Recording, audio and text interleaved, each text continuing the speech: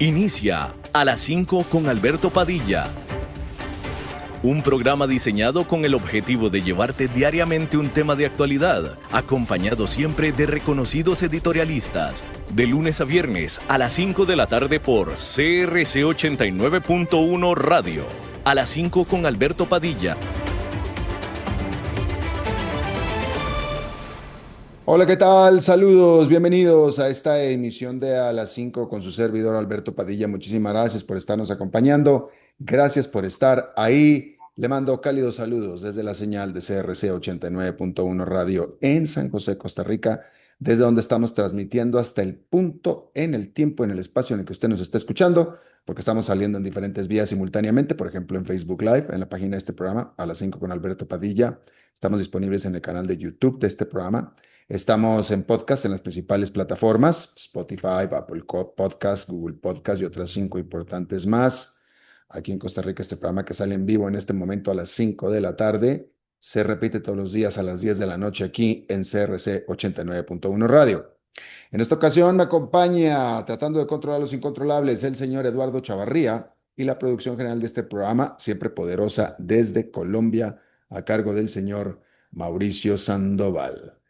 Bien, hay que comenzar informándole que el presidente de Estados Unidos, Donald Trump, dijo que había tenido una conversación muy amigable con los líderes europeos, incluyendo al presidente de Ucrania, Volodymyr Zelensky, en preparación a la cumbre entre Trump y Vladimir Putin este viernes. Esta reunión que se dio por videoconferencia, Volodymyr Zelensky viajó de último momento de Ucrania a Alemania para atender esta reunión con el canciller alemán, con todos los líderes europeos y con Donald Trump.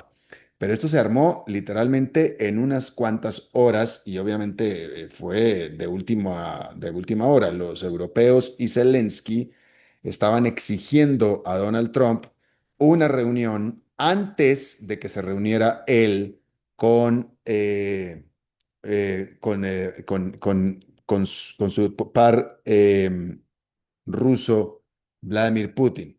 Por cierto, que ya hay lugar para esta reunión que será este viernes, como se anunció, será en Alaska y ya se sabe dónde en Alaska. En Alaska será en una base de la Fuerza Aérea en la ciudad de Anchorage. Y esto es interesante porque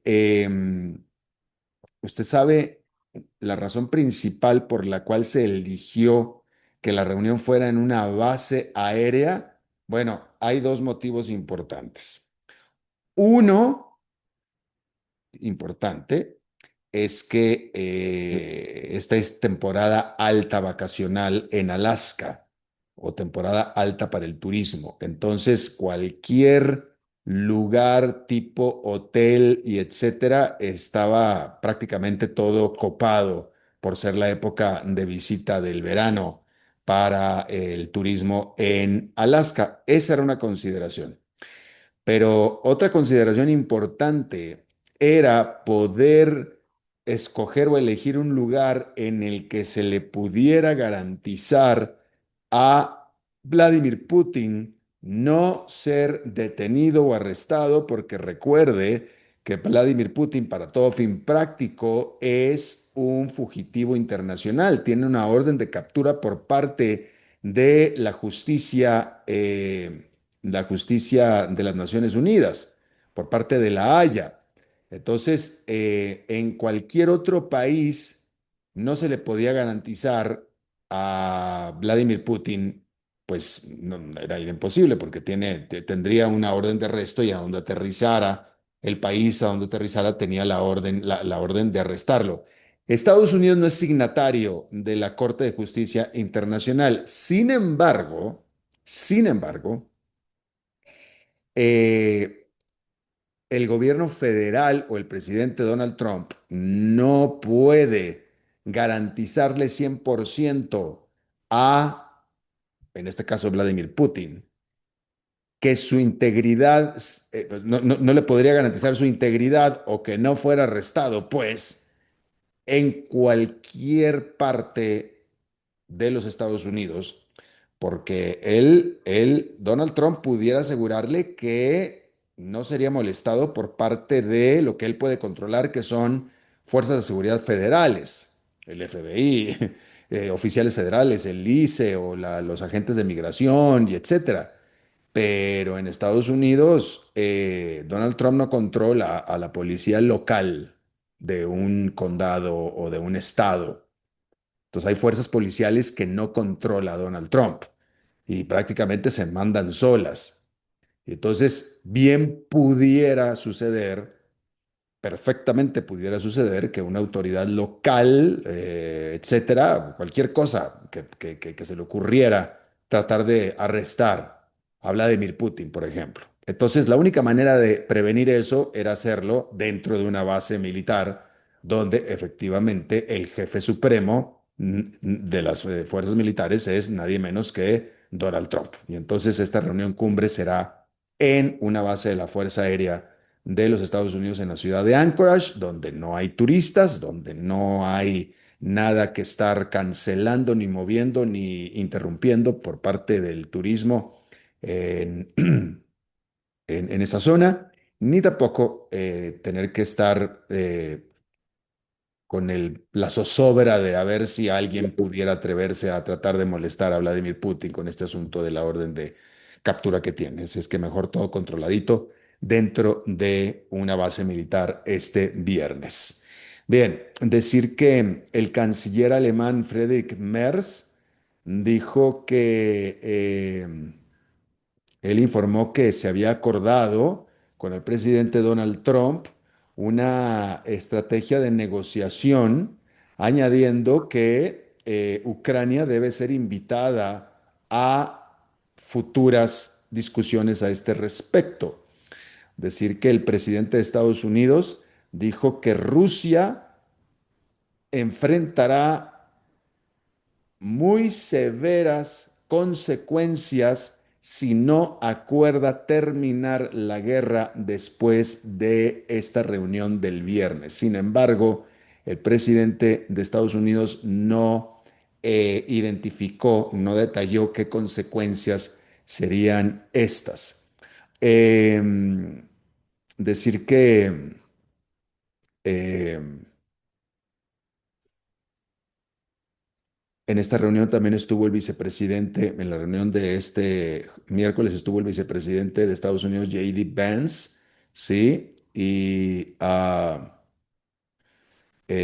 pues ya bueno, decir que efectivamente el presidente de Estados Unidos, según se informó en esta reunión virtual que tuvieron, él especificó algo que era muy importante que saliera de su boca y él ya, después de que el lunes había dicho que él iba a presentar un plan de paz en el que tanto Rusia como Ucrania tenían que ceder tierras, tenían que ceder terreno, eso dijo, y después de que Volodymyr Zelensky dijo, a mi territorio no se metan porque yo no voy a entregar absolutamente nada y más vale que el presidente de Estados Unidos no vaya a decir que va a entregar algo porque Ucrania no va a hacer absolutamente nada.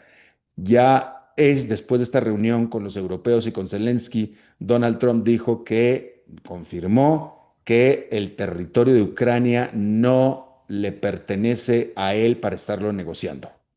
Ya lo dijo. Así es que ahí tiene usted eso. Hay que decir que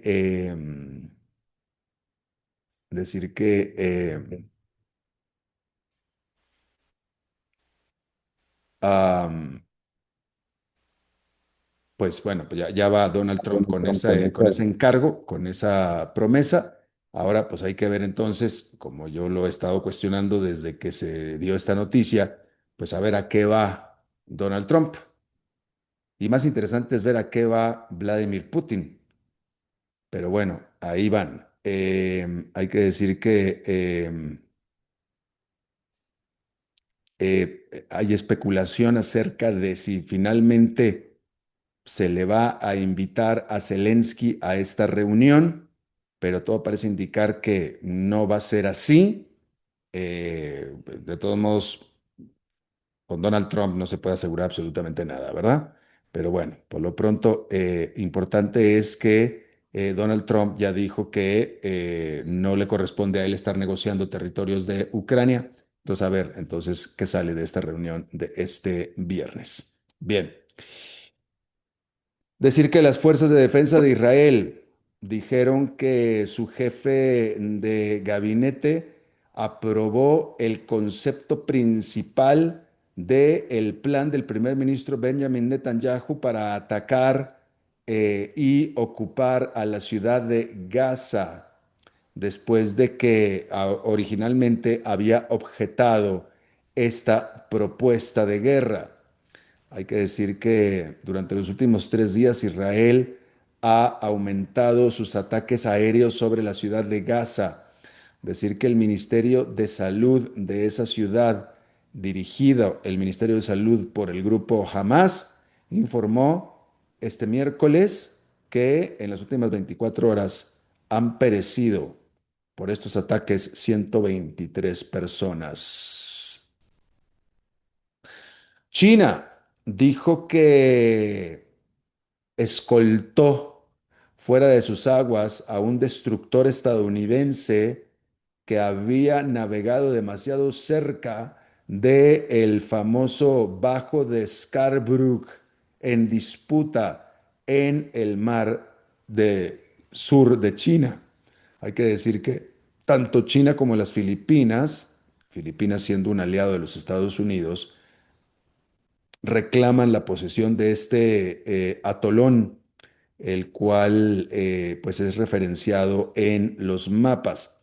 Decir que un vocero de la séptima flota de los Estados Unidos dijo que este destructor, el USS Higgins, simplemente estaba realizando una operación de navegación de libertad.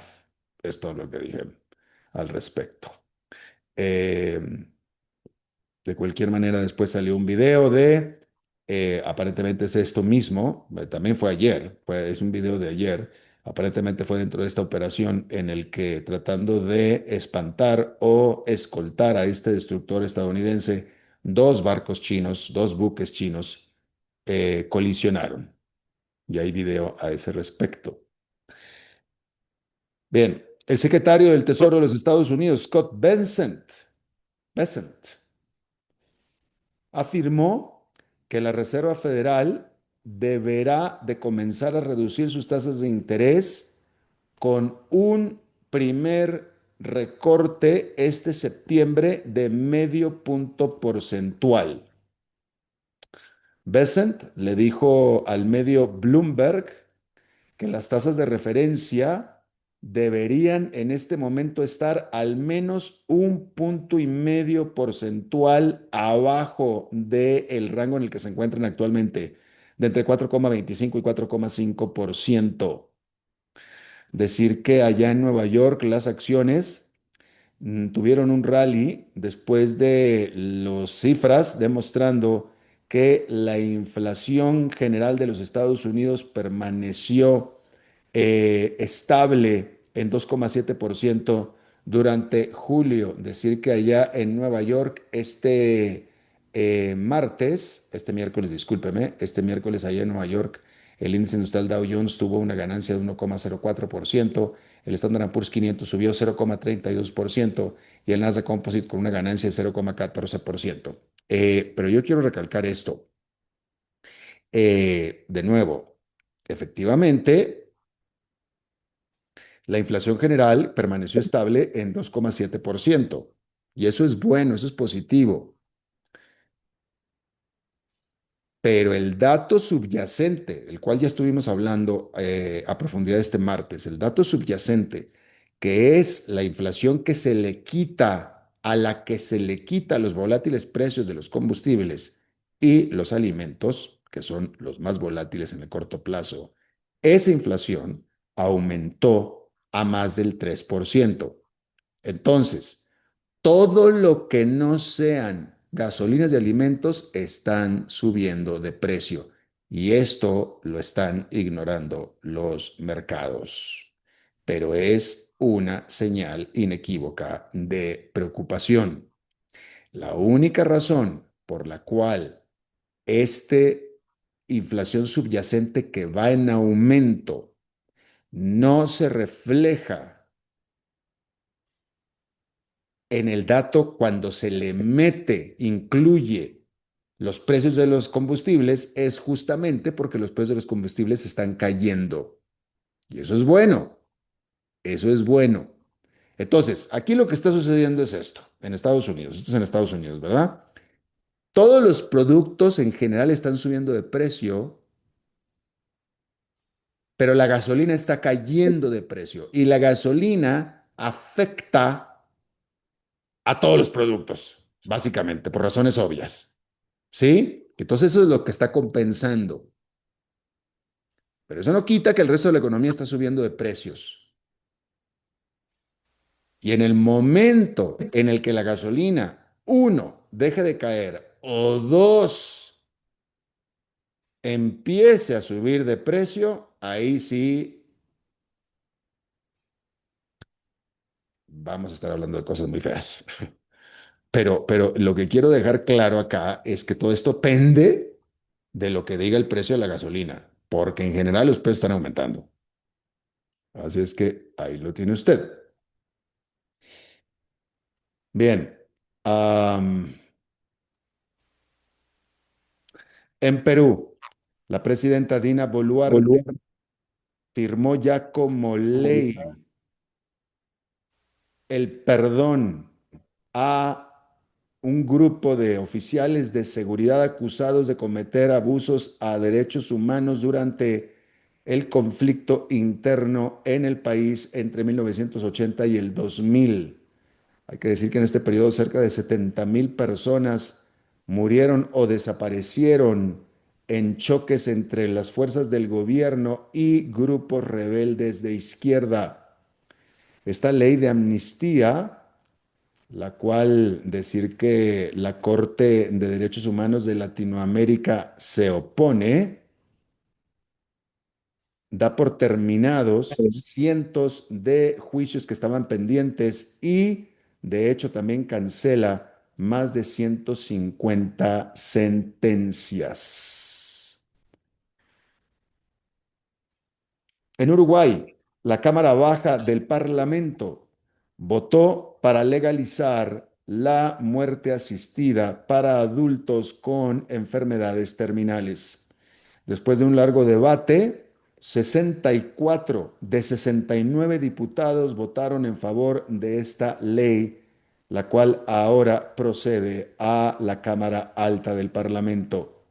Y así, Uruguay se convierte en el cuarto país de Latinoamérica en permitir alguna forma de muerte asistida después de Colombia, Cuba y Ecuador. Hace menos de 2 semanas tuvimos una entrevista respecto del caso de Colombia. Eh, Así es que lo tiene usted. Las acciones de la casa de corretaje de criptomonedas Bullish más que se triplicaron antes de cerrar con un salto de 84% durante su debut en bolsa, en la Bolsa de Valores de Nueva York. Decir que la compañía levantó más de 1.100 millones de dólares y tuvo una capitalización de mercado de más de 13.000 millones de dólares. Esta empresa Bullish, que fue fundada en el 2021, dijo que una serie de otras firmas de cripto también se espera que vayan a hacerse públicas o que salgan al mercado. Se incluyen entre estas a Gemini o Geminis y Grayscale Investments. Grayscale Investments. Así es que ahí tiene usted. Am, bien, este miércoles se reunieron oficiales del Banco Norges de Noruega en una reunión pública abierta al público para discutir el propósito del Fondo Petrolero Soberano de Noruega que vale 2 billones de dólares. En inglés serían 2 trillones de dólares. Más temprano en esta misma semana se había anunciado que este fondo soberano, que es el más grande del mundo, estaba deshaciéndose de sus participaciones en algunas compañías israelíes, así como también sacando activos de otras empresas de Israel por su participación de una u otra manera en la guerra en Gaza, así como también por las condiciones en las que se encuentra la población de la ribera occidental. Decir que este Fondo Soberano de Noruega, el cual por cierto que también anunció que había crecido 6,4% durante el segundo trimestre, dijo que las compañías como tal, las compañías de las cuales desinvertirán, acarrean un riesgo que es inaceptable en cuanto a sus operaciones en esa región. Esa es la excusa por la cual eh, decidieron desinvertir de estas empresas. ¿Sí? Hay que decir que esta revisión de las inversiones sobre estas empresas de Israel fue bajo pedido del ministro de Finanzas de Noruega y también se dio después de que gobiernos de Occidente han estado endureciendo su posición por la campaña militar de Israel. Recordar que Australia, Gran Bretaña, Canadá, Francia y también incluso Nueva Zelanda, todos recientemente han indicado que tienen la intención de reconocer a Palestina como un estado a partir de septiembre, que sea la reunión general de las Naciones Unidas. Decir que Alemania también detuvo todas sus exportaciones de equipo militar a Israel, equipo militar que pudiera ser usado en Gaza. Eh, por cierto que también en esta misma semana otros 8 países europeos condenaron el plan israelí de intensificar su ocupación de la ciudad de Gaza. Así es que ahí lo tiene usted. Vamos a hacer una pausa y regresamos con nuestra entrevista de hoy. A las 5 con Alberto Padilla, por CRC 89.1 Radio. Cuando vos estás bien, todo a tu alrededor mejora. Tu familia, tus amigos, tus planes, tu tranquilidad. Eso es tener una vida bien invertida. Comenzá a invertir en Transcomer.com. Expertos en inversiones inmobiliarias desde hace más de 20 años. Transcomer, una vida bien invertida.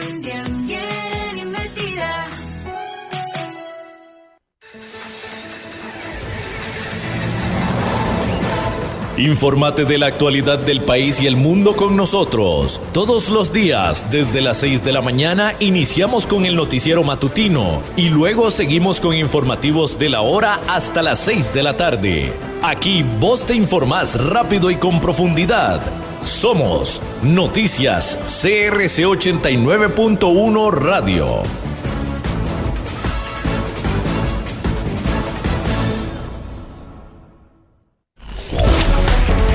Deportes, cultura y noticias. 89.1 CRC Radio. Cuando vos estás bien, todo a tu alrededor mejora. Tu familia, tus amigos, tus planes, tu tranquilidad. Eso es tener una vida bien invertida. Comenzá a invertir en Transcomer.com. Expertos en inversiones inmobiliarias desde hace más de 20 años. Transcomer, una vida Bien invertida.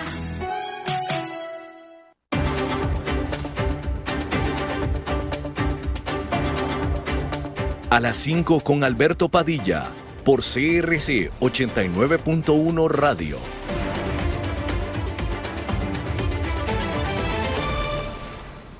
Muchísimas gracias por continuar con nosotros. Vámonos a México, donde este miércoles la Oficina Oficial de Estadísticas, el INEGI, publicó las últimas cifras sobre el nivel de pobreza de los últimos 2 años. Decir que estos datos consideran a los ingresos, así como también el acceso a los cuidados de salud, a la educación y otros servicios públicos, y en general se reporta que fueron más positivos de lo que se estaba esperando. Decir que el INEGI en México reportó que la proporción de la población en pobreza cayó del 36,3% en el 2022 al 29,6%, y de aquellos en extrema pobreza cayó de 7,1 a 5,3%.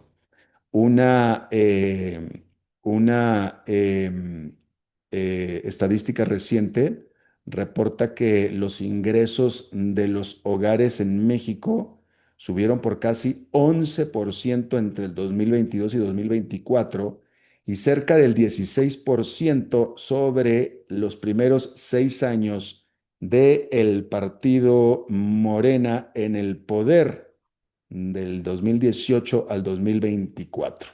De tal manera que estas últimas cifras apuntan a que efectivamente, en términos de cifras, se ha avanzado en reducir la pobreza. Y bueno, hay una principal razón de esto, y es el hecho, y el gobierno no lo esconde, lo celebra totalmente, que es este gobierno de 6 años de Andrés Manuel López Obrador y ahora la presidenta Claudia Sheinbaum, de aumentar las transferencias de efectivo, de dinero directo a los hogares de México. Entonces, efectivamente, usted en México, si usted es pues prácticamente todo el mundo, pues es que los mayores de edad o la gente mayor de edad adulta, si usted no tiene trabajo, si usted no está estudiando, etcétera, etcétera, etcétera, usted tiene derecho a un estipendio del gobierno. Entonces, esos son ingresos que usted tiene, que antes no tenía, ¿sí? Y esto está muy bien, y esto, pues, para mucha gente, esto le significó sacarlos de la pobreza, pero ahí le encargo a usted los balances fiscales del gobierno de México, porque pues este dinero no se hace solo, ¿verdad? Este dinero obviamente pues alguien lo pone. ¿Y quién lo pone? El gobierno de México. Y el gobierno de México no necesariamente está aumentando los impuestos, ¿verdad? Entonces todo se va al déficit fiscal. Pues digo, no hay mucha ciencia en este asunto de la reducción de pobreza en México, simplemente el gobierno ha estado entregando más dinero directamente a los mexicanos. Bien, nos quedamos en México porque esta mañana, bueno, desde la noche del martes se informó de manera sorpresiva, y esto es tan solo la noticia de último día, de que de pronto el gobierno de México decidió la extradición de 26 que ya eran presos, ya estaban presos, altos perfiles de las mafias, y los decidió deportar o extraditar a los Estados Unidos. Está con nosotros y le agradezco muchísimo mi colega periodista y amigo, por cierto, Juan Carlos Barajas, que a pesar de su evidente juventud, tiene más de 35 años de estar en este asunto del periodismo. Actualmente es titular del noticiero del Prime de Financiero TV. Mi querido Juan Carlos, te saludo con mucho gusto.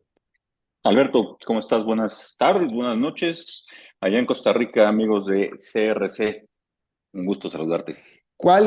Danos el contexto en el que se da esta, me parece a mí que sorpresiva, a menos de que tú nos digas lo contrario, extradición de 26 aparentemente tremendos capos de la droga?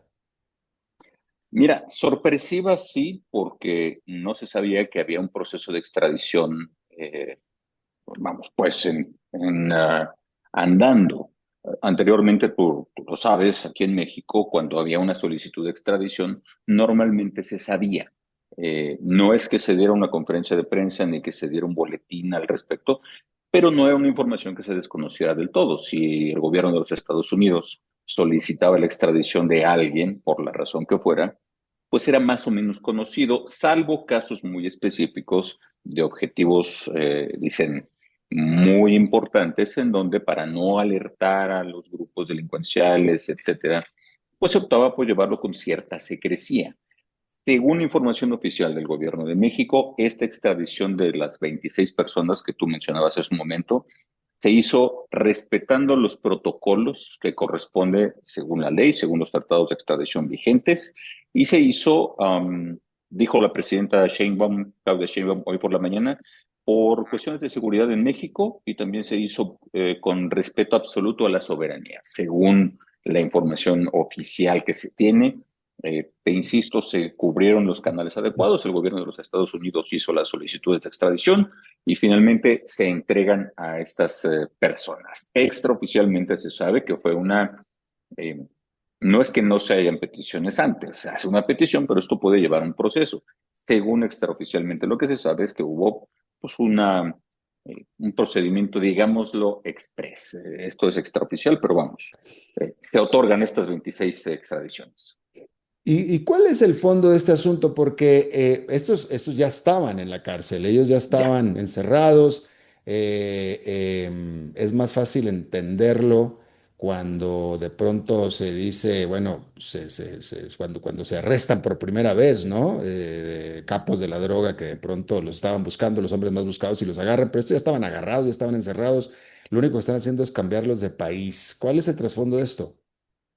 Mira, hay dos situaciones. Tú seguramente lo sabes bien. Acá en México, un gobierno, cualquiera que este sea, puede hacer una solicitud a las autoridades mexicanas, obviamente un gobierno con el que se tenga la relación correspondiente, para que se detenga a determinada persona con fines de extradición, en el entendido de que a esa persona se le solicita en este país que hace la solicitud para que tiene alguna cuenta pendiente por allá. Esto mismo aplica incluso a algunas personas que ya estén detenidas. El caso de estos 26 objetivos, 26 personas son, si bien tienen procesos en marcha pendientes y eh, en desarrollo en México, también tienen cuentas pendientes en los Estados Unidos. Mm. Entonces, a pesar de estar detenidos, Estados Unidos hace la solicitud para que puedan enfrentar a la justicia con los cargos que tienen allá en las cortes, diferentes cortes, distintas cortes, por distintos cargos en los Estados Unidos. Llama la atención dos cosas. Primero, la rapidez, si es que fue de esa forma, con la que se otorgaron estas 26 extradiciones, por un lado. Hay que recordar que un día antes, esta noticia de los 26 extraditados se conoció ayer en horas de la mañana. Un día antes, el lunes, el gobierno de los Estados Unidos entregó a México 27 personas en una situación, no te voy a decir si son más malos o menos malos, en una situación jurídica similar. Es decir, personas detenidas en los Estados Unidos que tenían cuentas pendientes en México y se otorgaron a nuestro país. Fueron 27 personas. ¿De quién se trata? ¿Quiénes son estos 27? No se sabe hasta este momento. Me atrevo a suponer, y esto cayendo en el terreno de la especulación, que no se trata de personajes muy destacados, muy relevantes, ni son los grandes delincuentes, porque en caso de que fuera de esa forma, ya lo sabríamos. Es decir, el gobierno, no el de México, el de cualquier país, tendría que salir con bomba y platillo a decir, nos devolvieron al malo más malo y ya lo tenemos ahora para que se haga justicia. No ha sido este caso. Deben de ser personas con alguna situación penal pendiente, pero bueno, se otorgan aquí a México.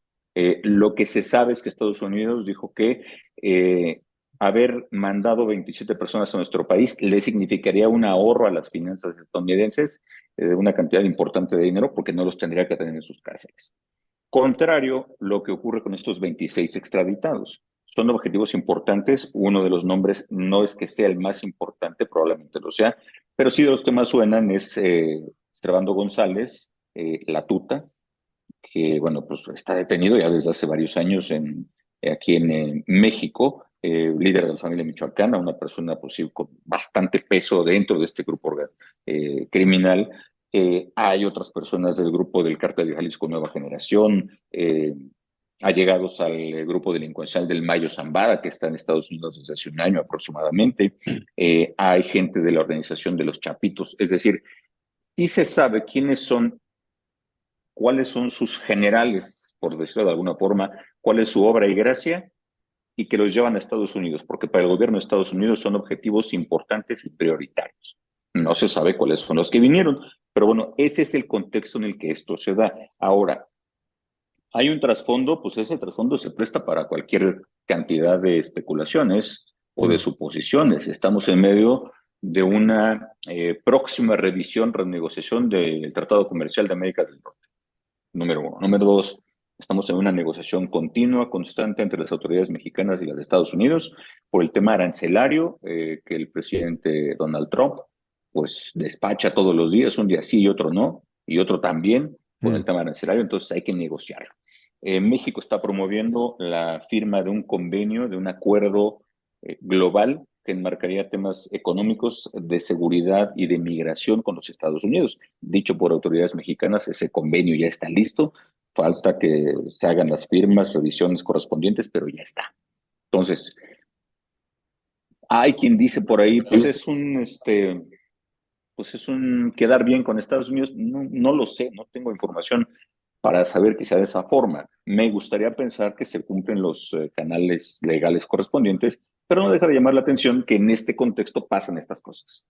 Claro, pero también, y esta es más pregunta y una invitación para que nos sigas dando este contexto, se da en un ambiente de cada vez más intensa presión del gobierno de Donald Trump o de acusaciones o señalamientos del gobierno de Donald Trump hacia el gobierno de México por ser, por decirlo menos, laxo con la seguridad y con los mafias de narcotráfico. Ha habido señalamientos continuos, constantes, primero del presidente Trump y de ahí hacia abajo. La fiscal general Pam Bondi lo ha dicho, el secretario de Estado de los Estados Unidos, Marco Rubio, lo ha dicho, es decir, van en la misma línea del presidente Trump. La semana pasada, el periódico, tú debes de saberlo, el New York Times, filtró una información en el sentido de que el presidente Trump habría firmado en secreto una orden ejecutiva para el uso de las Fuerzas Armadas de su país en contra de grupos declarados como organizaciones terroristas, que es el caso de 6 cárteles en México y otras organizaciones en otras partes del mundo. Esto no es privativo de nuestro país. A partir de ahí se generaron una serie de especulaciones y de comentarios. Ha habido una presión constante, lo reconocieron las autoridades mexicanas, de que sí, que ha habido la presión para poder tener más participación de autoridades de Fuerzas Armadas estadounidenses en México. Se supo en esta semana que es cierto que ha habido esta, este tema ha estado sobre la mesa, pero se ha rechazado siempre, según dicho por autoridades mexicanas. ¿Qué creo yo que pasa? Y lo conversaba yo con un doctor, un profesor del Colegio del Ejército de los Estados Unidos, a quien tuve la oportunidad de entrevistar el viernes pasado. El hecho de que se autorice el uso de las Fuerzas Armadas no necesariamente, no significa que mañana van a llegar, se van a meter a la frontera y van a hacer una operación armada. Esto va más bien en el sentido, según me explicaba este hombre, que este tipo de operaciones han ocurrido ya en otro tiempo. Lo que va a pasar ahora, según su conocimiento, es que se le van a presentar al presidente Trump una serie de opciones, una serie de operaciones, una serie de propuestas de lo que podría hacerse y el presidente Trump tendrá que decidir hasta dónde. Puede ser desde labores de inteligencia que se hagan en coordinación con México hasta pues, cualquier cantidad de cosas. No hay nada, no se sabe exactamente a qué se refiere, porque es un abanico muy amplio de cosas, pero le decía yo a este profesor, pues el hecho de que Estados Unidos te diga que va a hacer el uso de la Fuerza Armada en tu país o contra organizaciones en tu país, no suena bien de todos modos. Juan Carlos, pero déjame te pregunto, ¿acaso la situación de seguridad, acaso la situación de los mafias del narco en México, acaso la situación de la posible o no posible colusión o contubernio o no del gobierno con las mafias, etcétera, está en su peor momento como para desatar esta preocupación o estas iniciativas de parte de Estados Unidos? ¿O es simplemente que ya cambiaron de presidente, está Donald Trump y Donald Trump está molestando a todo el mundo? Mira, creo que es complicado decir cuándo lo malo es muy malo Ujú, o cuándo se vuelve más malo. mm, Pues depende de qué, depende de quién, a ojos de quién y medido con qué vara. mm, Es un poco complicado. Es cierto que hoy, y esto no le voy a regatear absolutamente nada al gobierno de México, lidiar con un estilo de gobierno como el del presidente Trump no es sencillo. No estoy diciendo que sea bueno o malo, digo que es un gobierno complicado, una relación complicada para el gobierno de México y para el gobierno de cualquier país del mundo. Bueno, propios y extraños han señalado la buena manejo de Claudia Claro. Sheinbaum con Donald Trump. Entonces, sin escatimarle nada en ese renglón, en este estilo estridente, amenazante por momentos, agresivo del presidente Trump, que todo se traduce en una negociación, es decir, presionó mucho con declaraciones estruendosas, con señalamientos duros, con afirmaciones categóricas para tener un punto de negociación alto y a partir de ahí obtener ciertas prebendas. Puede serlo. Incluso en algún libro del presidente Trump ha dicho que ese es su estilo de negociación. Ahora, que la corrupción está en muchos niveles de gobierno en México, en gobiernos locales, estatales, municipales, federales, pues yo creo que no es una especulación. Ahora, ¿hasta dónde? No lo sé. ¿Está a los más altísimos niveles? No lo sé, no tengo los elementos para decirlo. Que hay una corrupción en diferentes estados, en diferentes estatus, que hay violencia desatada en algunas entidades de México, también es verdad. Eh, de pronto apenas ayer salió un comunicado de la Oficina de Transportes de Viajes de Estados Unidos, donde hacía una serie de recomendaciones, como tú recordarás que los hacen periódicamente, para México y otros países, alertando sobre la situación de violencia en algunas entidades. Es cierto, hay estados en donde marcadamente hay una situación de violencia por grupos de la delincuencia organizada muy elevada, como sería el estado de Sinaloa. eh, pero también creo, no estoy minimizando las cosas, pero también creo que hay muchísimas zonas del país en donde no hay un problema de ese estilo. Ahora, Ujú. se están, esta forma de gobernar del presidente Trump, esta presión del presidente Trump, puede provocar que se tomen acciones que antes se retrasaban o no se tomaban. Yo creo que sí, me parece que sí puede darse ese caso. Que las cosas sean, eh, dice el presidente Trump, los más altos niveles del gobierno están infiltrados por grupos de la delincuencia organizada y desde el gobierno de México se protege a los cárteles de la droga. Yo no tengo información para decir si esto es o no cierto. Si el presidente Trump lo dice, pues seguramente tendrá que tener las pruebas en la mano o sustentarlo si esto en algún momento sucede. Se le han hecho algunos llamados para que den información específica, concreta, no los ha entregado, pero bueno, pues están ahí las declaraciones. Lo que sí es cierto es que un señalamiento de ese tipo del presidente Trump a México o a cualquier país, pues la verdad es que pone nerviosos a todo el mundo. Hace unas semanas hubo una situación muy sonada, de que se retiró la visa a funcionarios mexicanos de estados fronterizos. A partir de ahí se hizo una serie de especulaciones. ¿Quiénes estarán en esta lista negra del retiro de las visas? ¿Serán personajes de muy alto nivel? ¿Serán mandos medios? ¿Serán funcionarios menores? Fueron varios días, un par de semanas probablemente este tema, y después se desinfló un poco. Que se haya terminado, pues no lo creo, pero ya no está en boca de todos porque, eh, pues la atención se centra en otra cosa. Ahora, que hay lugares en México, y tú lo sabes, en donde la delincuencia organizada tiene una presencia muy fuerte, es absolutamente cierto. Que hay lugares en México en donde a determinada hora, en determinadas circunstancias, bajo determinadas condiciones, no debes de salir de tu casa, pues también es cierto, como lo debe de haber en Argentina, y lo debe de haber, y lo hay en Estados Unidos, y lo hay en Europa, y no sé si lo haya en Costa Rica, pero si tú sabes que hay una zona, un área, una colonia peligrosa, pues no vayas a esa colonia. Ahora, ¿está bien? Pues no, no está bien. Tendrías que poder tener seguridad en todos lados a donde vayas.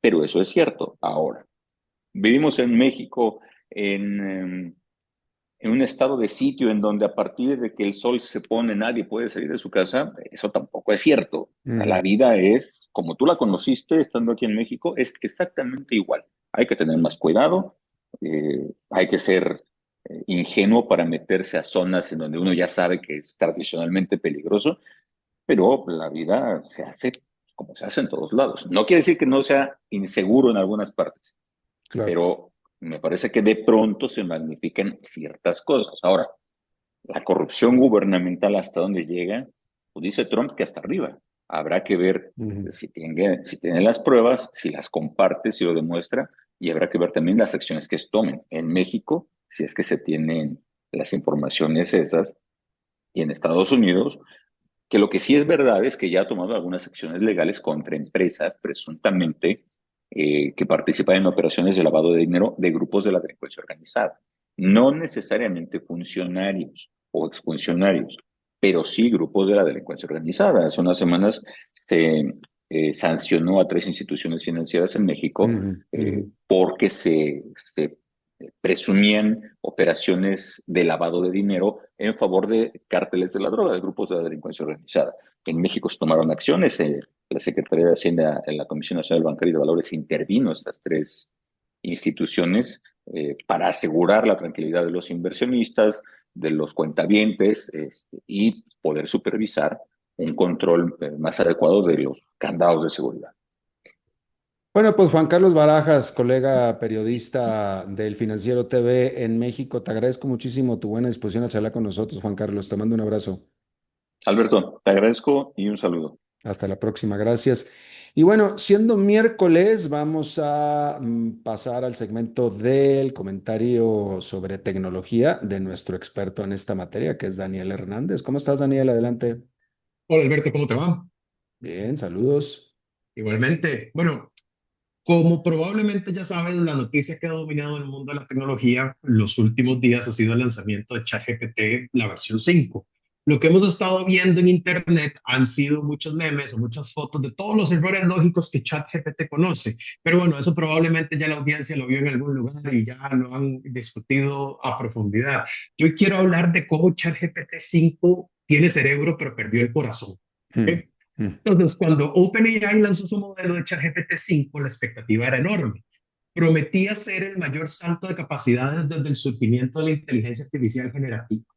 En muchas dimensiones técnicas, ChatGPT de hecho cumple. Es mejor en matemáticas, en programación, en razonamiento, en eficiencia que su versión anterior. Inclusive se cree que ya tiene el nivel o el perfil de un estudiante de doctorado.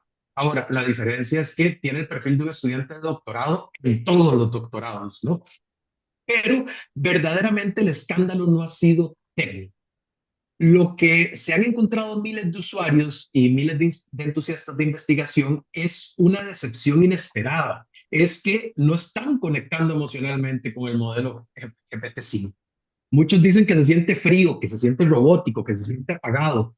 Algunos lo comparan con un secretario agotado, otros con un robot sin alma y otros más intensos. Dicen, lloré muchísimo cuando me quitaron el GPT 4.0. Escribió un usuario en Reddit, por ejemplo.